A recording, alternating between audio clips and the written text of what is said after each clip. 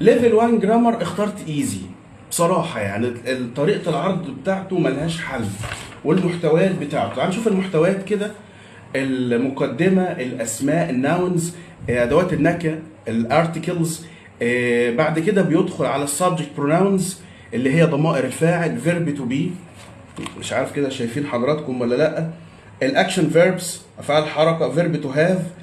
بعد كده البريبوزيشنز، حروف الجر، فعل كان، فيرب كان، present simple المضارع البسيط، plural nouns الاسماء الجمع، demonstratives اسماء الاشاره، present continuous المضارع المستمر، present simple المضارع البسيط، present continuous المضارع المستمر، possessive adjectives صفات الملكيه، capital letters هيدخل لك فيه البانشويشن علامات الترقيم. كل اللي انت محتاجه علشان تأسس نفسك من الصفر هتلاقيه في الكتاب ده. بصراحة يعني أستاذة أماني إسماعيل عاملة شغل روعة. تعال نتفرج كده.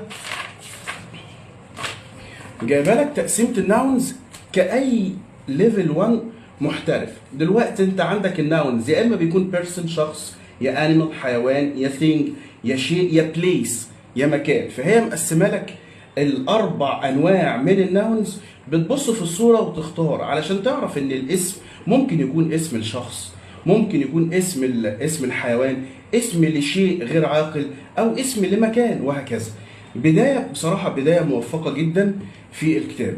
الصور مع التمارين مع حجم الورق اللي ما فيهوش زحمة مع الالوان مع التسلسل المنطقي للليفل ده حببني في الكتاب بصراحة.